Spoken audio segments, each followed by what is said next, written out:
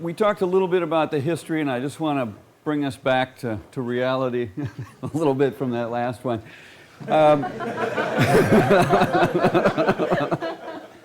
I'm still blown away. That was really amazing. Yeah. In the mid-1800s, we were drawing maps of what we thought the world looked like that we lived on because we had no way into the sky. And people would do this mathematically, and their maps that they made were very useful and sought after by planners of communities and governments and military and, all kinds of uses for just like we have today. But they were not all that accurate, but they were still useful. And this happens to be the downtown of Madison, Wisconsin, where I live, and it really and truly looks very little like this drawing. George Lawrence made a photograph of it in 1908, and that was distorted, I think, as well, not perfectly accurate. I'm not so interested in going up high enough to see a whole city. I stay down with my camera where I can see just little details and try to make the most of the little bits. This is the Iwo Jima Memorial out in Arlington. Again, to me, it's staying down low enough to see people-sized things and even leaf-sized things.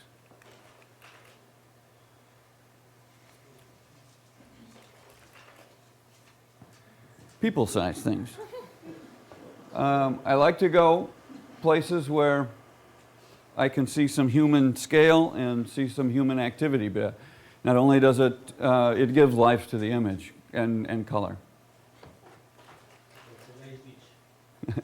It's actually a concert. That picture was taken from the middle of that crowd. The previous picture was. Yes. That's Lake Monona. Eventually you develop groupies. How illegal that's like.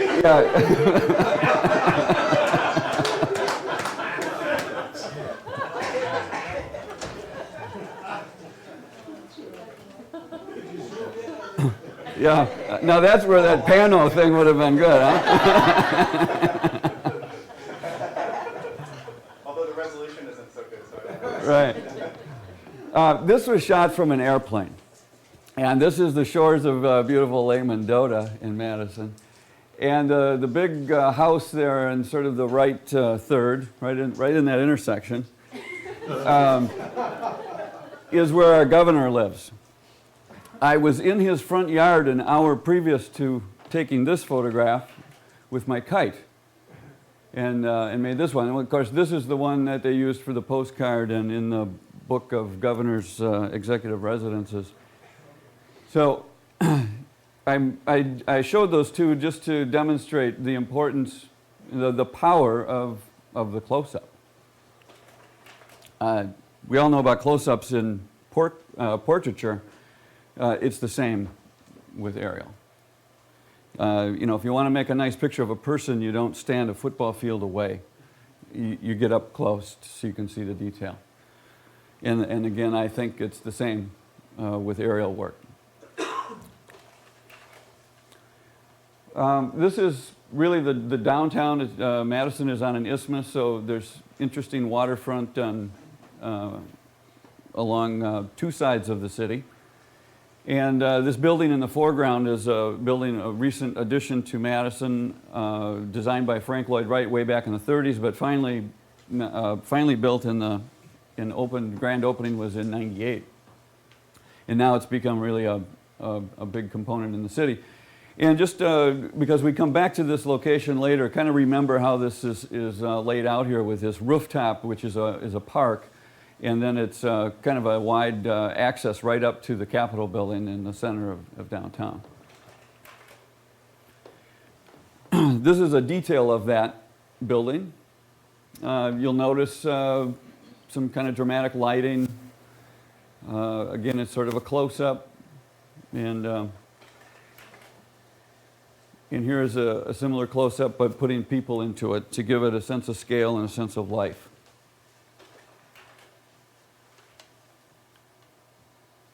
And I kind of liked the perspective of the light pole, and you know, that sense that you're viewing this from kind of an uncomfortable position. It makes you a little bit uneasy.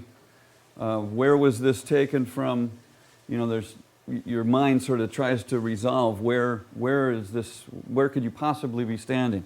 And I like that about kite aerial photos, is that you can get the camera to locations in space that you just simply can't get to any other way. You've got a video so that you can actually compose that shot? No. Just potluck? Potluck. Frank does not use video. I built a video, but I don't use it. I also use a pendulum, so I'm all alone on the other side of the room.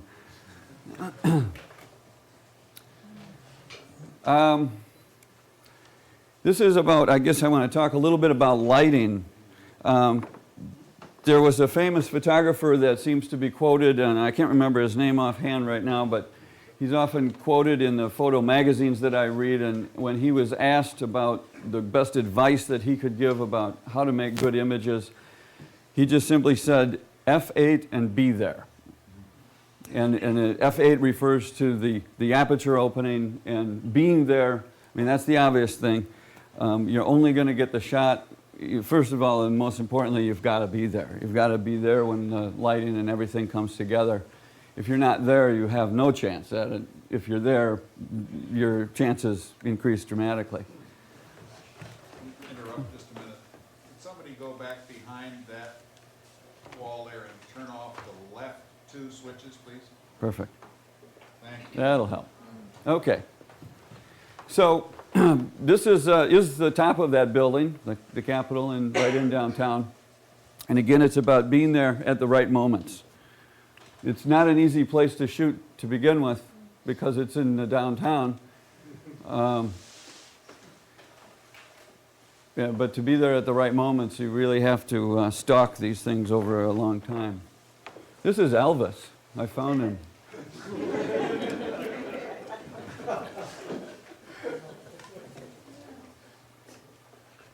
How far above the ground is this? The statue, which is called Wisconsin, is 287 feet, I think, to her top of her, to that badger that's on her head. So how many days shooting is this? Oh, this was all one roll.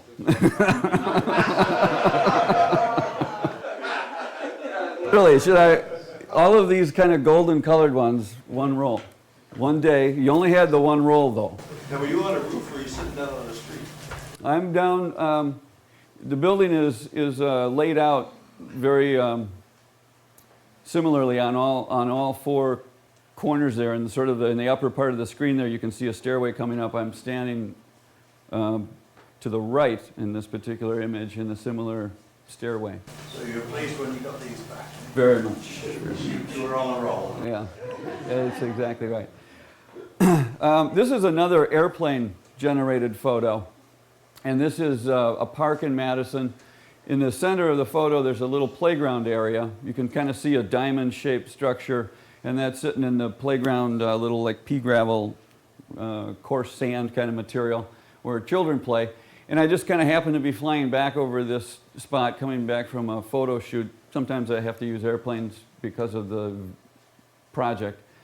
And I remembered having shot a photo there earlier in the summer, so I wanted to get a shot to compare the two again. And this is what it looks like from the Kite, that same play structure. And again, it's just like no comparison. And this really sort of exemplifies the other thing that I try to put into the photograph, and that is to really capture the texture of the earth.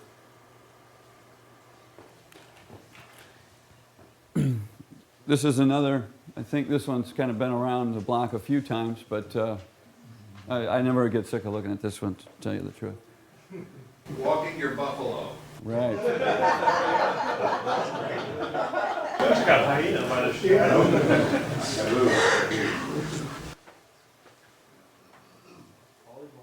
Yes.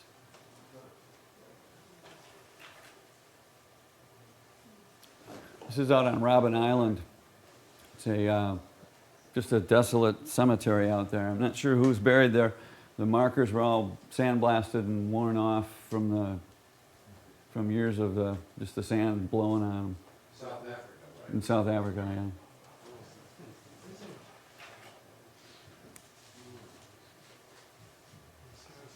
yeah. Yep.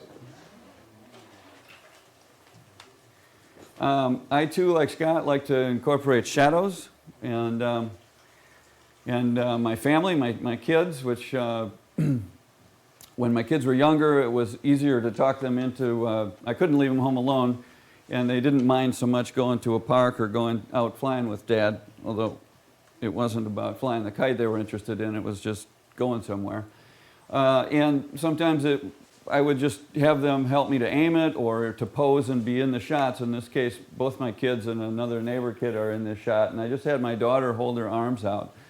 And I think just that addition, that shadow that she cast, just made that image.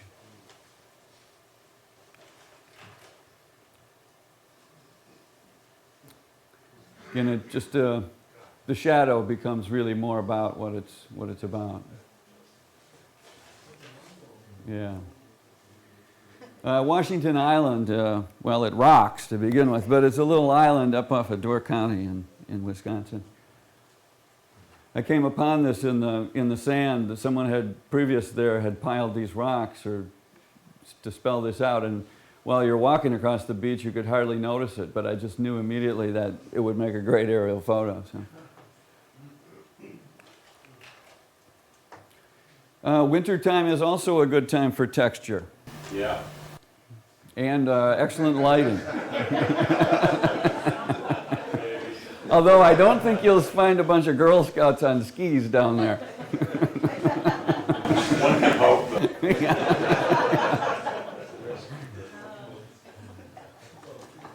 The shadow is all we need to know. That's a tree. A few years back, I worked with a guy that's an ice boater, and he mentioned to me, why don't you come out and take some pictures of the ice boats? And I told him, well, I've been thinking about that for quite a while, but wondered if it would be kind of dangerous to be in the way. These boats can do about 100 miles an hour. And he said, well, why don't you come out and just have a look, maybe, at least you can photograph where we set up near the shore. So I did that. And I went out and I filmed these guys on the ice, and when I got the images back, I was really blown away at how the ice looked from the air, and the boats for that matter, but I was really taken by the ice because it looked quite different from what it looked like to me when I was standing on the ice. So I decided I'd better go back the next week that they raced and shot them some more, and got that film back and went, holy smokes, it's even better than it was last time. And again, I was mystified by how different the ice looked from above than it looked while you were standing on it and looking at it rather obliquely. So I decided, well, I'm not done with this. I better go back out some more times. And it just, every time out, I kept saying, I guess I'm not done. I got to go again. And during the course of about a month, I went every weekend, and every weekend it was just completely different looking. I had gotten to the point, though, where I was no longer timid about going out right with them, and here they're at the upwind mark, coming around the upwind mark, and I'm there, fairly close by. And these boats are doing about pretty close to 100 miles an hour, so I do have a few shots with just ice. With just ice and no boats. And on this day, I brought my camera back down thinking it's time to change film, and realized that for some reason or another that I had 2 frames left unexposed. So my son was out with me this day, and I said, well, rather than just completely waste them, I said, why don't you go lay down by those 2 little white spots there, the 2 little piles of snow, and I'll just quickly put the camera up just 20 feet or so and shoot these 2 frames. And I actually, when I got the film back from the lab, these were the 2 frames that I liked the best, were these. And in fact, I call this one Lost in Space.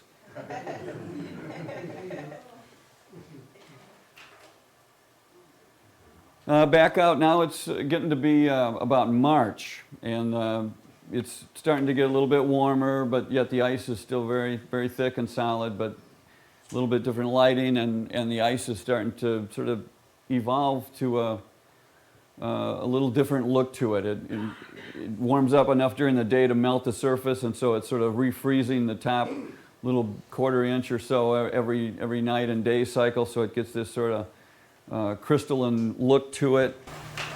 Who shoveled the snow? God, exactly. The wind, God. Might get a rain and, one of those little rain that melts the snow back off, then it turns cold again, sort of like God's Zamboni. This is getting into maybe middle or late March now, and it's really starting to get a little bit soft. Maybe people that wouldn't be normally out on the ice wouldn't even think of going out on the ice anymore, but these guys, they understand that it's still very solid, and maybe have to build a bridge to get out onto the ice from shore, because there might be 10 feet of open water, but they still go out. To me, this looks more like Italian marble than ice.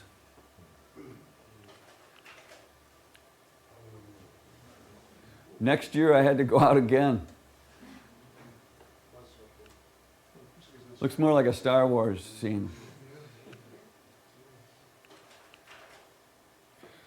So boats end up being a real kind of a favorite subject matter for me. And to get good boat shots, though, you can't always do that from shore. So you got to go out in a boat. And this is me in the front seat there with the kite up, and my son operating the motor for me.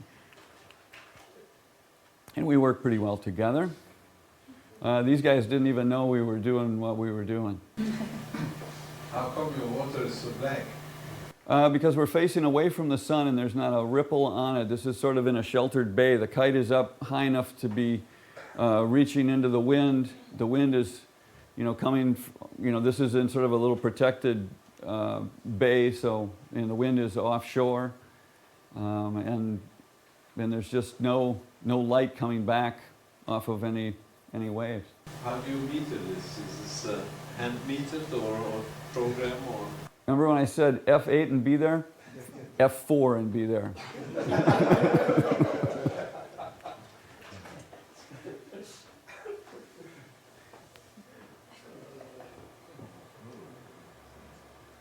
Celestial Navigator, I call this one. Looks like it's sailing through stars or something. The water as a background is really cool, because if you're looking towards the sun, you're getting all this effect off of all the little ripples and stuff. Sorry about the focus, but we've got a little bit of an angle and the screen isn't perfectly flat. But following this boat as it came underneath me in my boat and looking more away, you notice the different effect that you have, that the water, the light reflected back off the water. Here again, it's moving a little bit more towards black, and maybe if this boat hadn't been casting a big weight, we wouldn't have any reflected water coming back, or light coming back. Are you using a polarizer? Nah, I don't think so with this particular shot. What was the question? Polarizer or not. I don't think so here. I could look, because I keep careful notes about those things. This is one of those cases where there was just really no sun. It was just a really hazy, overcast day, and I'd come to this canoe race, and I got there. It starts very early in the morning, and when I left home, it was practically still dark, and I got to this race location, and I saw all the canoes and stuff, but I was just kind of sick that this was just such a dreary, crappy day, and I decided, though, well, I'm going to shoot it anyway because I'm here and the wind is a good direction, but I really thought the light was just awful. The shots that I took that day where I included the horizon were awful shots. The shots where I didn't include the horizon and just looked down at this flat surface with this really flat light turned out really nice. And I guess I learned a lesson that day. That you have to work with what you've got and make the most of those opportunities and not try to do what you can't do when you don't have the right conditions for it. Here's kind of another one of those examples.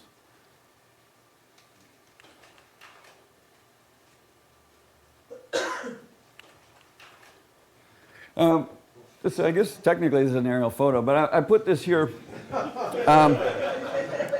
Getting back to what Simon talked about last night, he told us that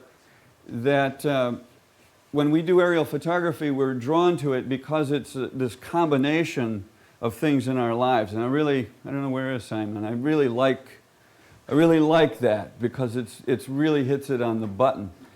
And in making a photo, it's a combination as well. It's a combination bringing together all of the right pieces of the puzzle. And it's sort of like playing poker, where you're saving and you're collecting, you're bringing together these right combinations to make a winning hand. In the bottom hand, you've got some really high cards there, but it's really a pretty worthless hand. You're going to be hard-pressed to win any hands with an ace high. Even though you have the best card or a best card, that isn't enough. Even a hand where you've got a bunch of things that are smaller, but when they come together, they have a more powerful hand. And it's the same in kite aerial photography. When, if you think of all the elements that go into a photograph, you've got the kite and the wind and your equipment and the film that you use, the lens that you're using, when you're there, the light. I mean, there's 100 things. I mean, every decision you make from the time you decide to go out to shoot and you start putting things in your car and you start deciding where you're driving to, all those decisions are cards. And it's how you save them, it's how you select which cards to save and put them together that determine, I think, whether you're going to have success with the picture. You know, question on that f-stop then, normally we're getting reflective light in this incident angle. You're almost vertical.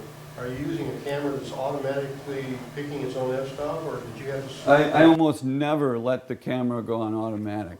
So how do you adjust for the difference between the reflective light that we normally would see off of a surface versus vertically 90 degrees to that surface?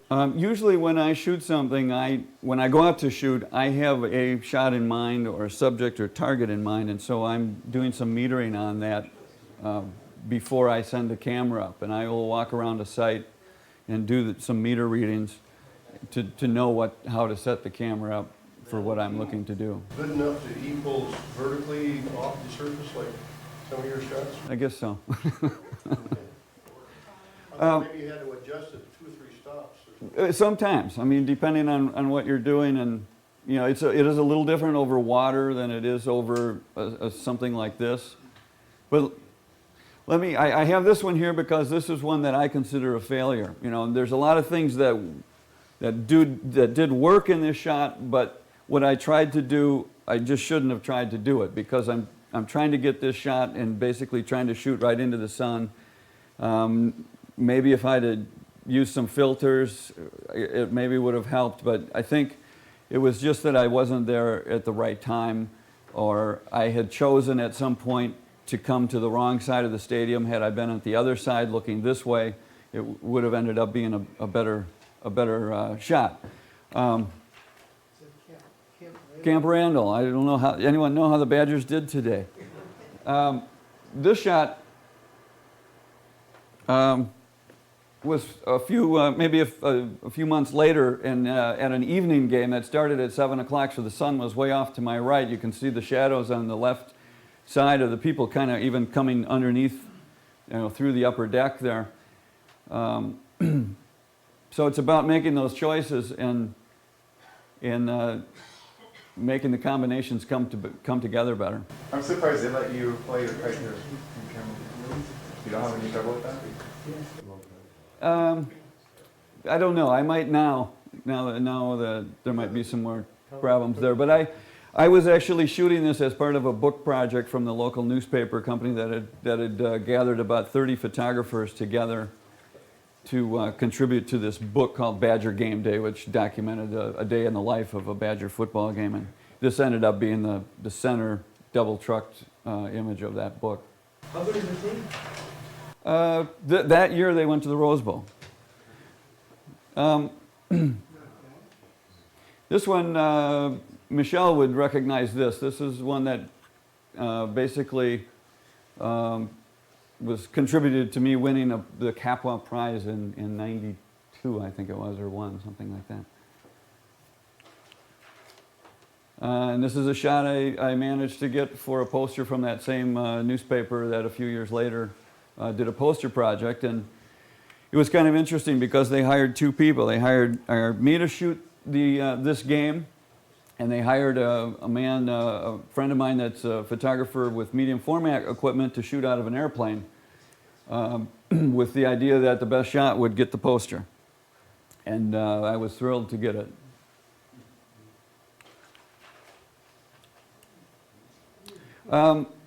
We shoot color film, most of us, I see, and so it is about color, and that's important to think about color in our photographs.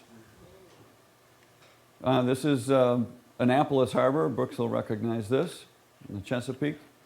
Again, F4 and be there. If you want the sun rise, you've got to go and get up and get there before the sun rises.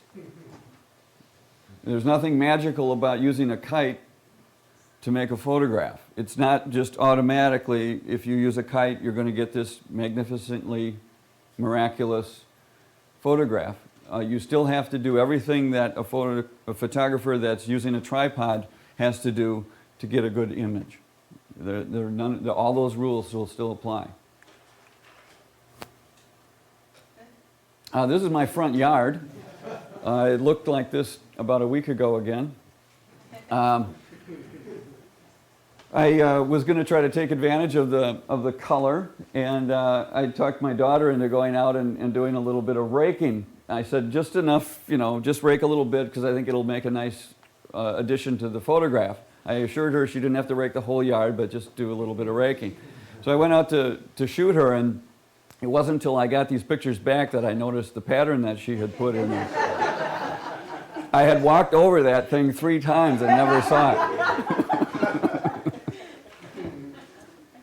Here, the sun was kind of coming in, and a lot of little puffy clouds were flying through, and the wind was a little bit dicey, and you can tell I'm right in the trees with the camera and everything. So I was just basically shooting pretty fast and not being real patient, waiting for the sun to come back out of clouds. So the shot previous was completely shaded, and now we've got the sun back out, and you can see, it really does make stuff sing when you've got some sun to light up that color.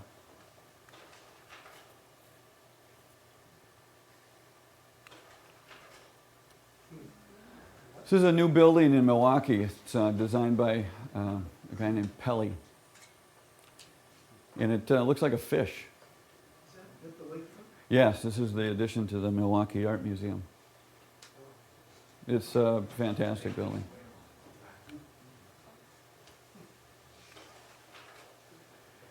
This is an example of a shot that I don't like because I think it's too high up, and it just doesn't do anything for me. It's just not there. This one is more to my liking.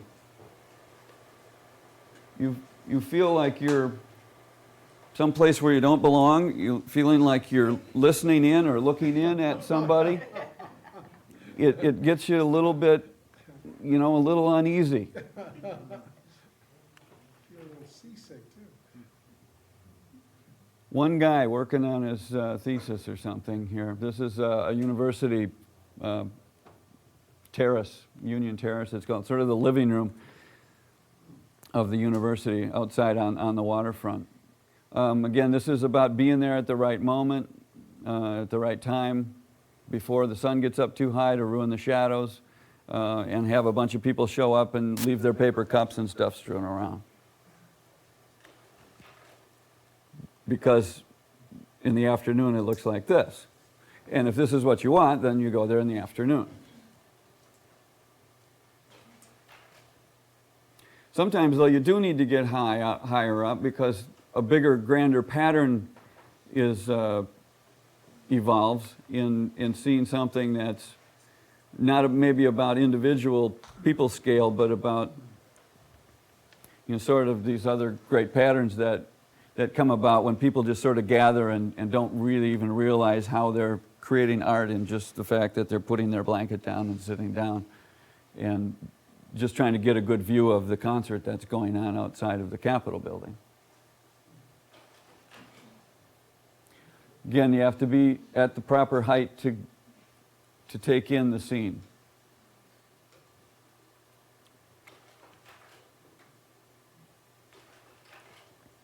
Now we're back. Remember earlier, way in the beginning, I told you to remember about this little scene where this rooftop of this new building feeds in all the way up to the Capitol building.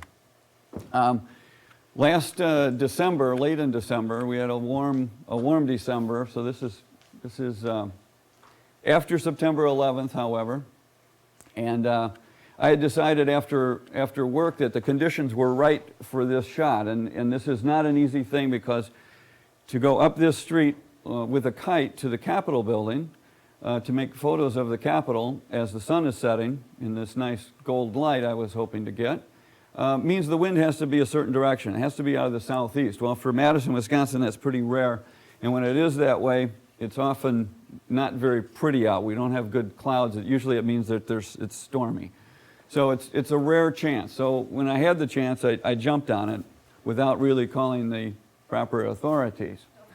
And I put the kite up and got up for this shot, looking up, and then worked my way up to the Capitol and started making some photos slowly so that I'd have enough film in the camera still up in the air to get when the light was really at its prime. So about this time, I hear a screaming tires and a car door fly open, and I turn to see this officer getting out of his car that he's left running in the middle of the street with his hand on his gun, holstered gun, coming at me all excited and demanding that I get this thing down and wanting to know, what the hell are you doing? Yeah. So I assured him that I was okay and I wasn't doing anything wrong, and then I had a camera up there, and he said, "Well, no, I don't know about that. I can't see that far. I'm giving you 3 seconds to get this down." And I said, "Well, sir, it will take me longer than 3 seconds to get it down, and furthermore, this would not be the place to take it down. We'd have to go back to the rooftop park, and I'll take it down there." But he started calming down a little bit, but he insisted that we walk back to the park, that we couldn't stay there. He was worried that I might deliver some agent into the air ducts or something, he said. So I offered to wait for him to go move his car out of the middle of the road, but he radioed to his assistant to come and do that, and so we started walking back together, back towards the park. In the meantime, I'm kind of pausing a little bit to make a photograph, and this was one. We got back to the rooftop. You can see the line going down, so I paused here to show him that I could take his picture too.